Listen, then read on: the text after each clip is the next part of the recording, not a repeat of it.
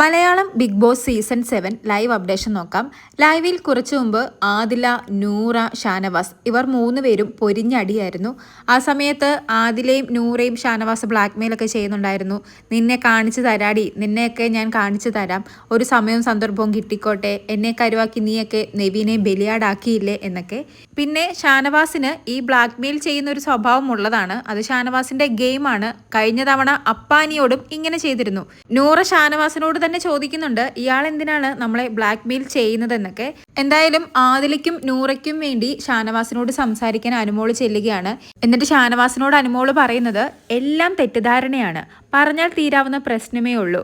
ഇക്ക ഇങ്ങനെ കാണിച്ചു തരാം എന്ന് പറയുമ്പോൾ കേൾക്കുന്നവര് മനസ്സിൽ വേറെന്തൊക്കെയോ ആണ് ചിന്തിക്കുന്നത്. എന്തിനാണ് ഇങ്ങനെ ബ്ലാക്ക്മെയിൽ ചെയ്യുന്നത്? നെവീനെ കുറിച്ച് ആദിലയും നൂറയും പുറത്തെ കാര്യം അറിഞ്ഞു വന്നതാണ്. ആ കാര്യം എന്നോടും അവൾ പറഞ്ഞിട്ടുണ്ട്. അത് മൈക്ക് മാറ്റിയിട്ടൊന്നുമല്ല, മൈക്ക് ഇട്ടുകൊണ്ട് തന്നെയാണ് പറഞ്ഞത്. ഉടനെ ഷാനവാസ് പറയുന്നുണ്ട്, ഞാനതിനവരെ ബ്ലാക്ക്മെയിൽ ചെയ്തില്ലല്ലോ, ബ്ലാക്ക്മെയിൽ ചെയ്തതുപോലെ തോന്നിയോ? ഉടനെ അനുമോൾ തന്നെ പറയുന്നു, എനിക്ക് തോന്നി, ഞാനത് അവരോട് ചോദിക്കുകയും ചെയ്തു, നിങ്ങളുടെ ഇടയിൽ എന്തെങ്കിലും ഉണ്ടോ, ഇങ്ങനെ എന്തിനാണ് ഇക്ക ബ്ലാക്ക്മെയിൽ ചെയ്യുന്നത് എന്ന്. ഉടനെ ഷാനവാസ് പറയുന്നത്, അങ്ങനെ തോന്നിയെങ്കിൽ ഓക്കെ, പക്ഷേ ഞാൻ എന്തായാലും സമയമാകുമ്പോഴേ പറയൂ. ഇപ്പോഴും ഷാനവാസ് എന്താണ് കാര്യമെന്ന് വ്യക്തമായി പറയുന്നില്ല. അതുപോലെ തന്നെ നെവീനെക്കുറിച്ച് പുറത്തുനിന്ന് ഒരു കാര്യം അറിഞ്ഞിട്ടാണ് ആദിലയും നൂറയും വന്നതെന്ന് അനുമോള് പറയുന്നു. ആ കാര്യം എന്താണെന്നും നമുക്കറിയില്ല. ഇനി ആ കാര്യം വെച്ച് തന്നെയാണോ ഷാനവാസും ഇവരെ ബ്ലാക്ക്മെയിൽ ചെയ്യുന്നതെന്നറിയില്ല.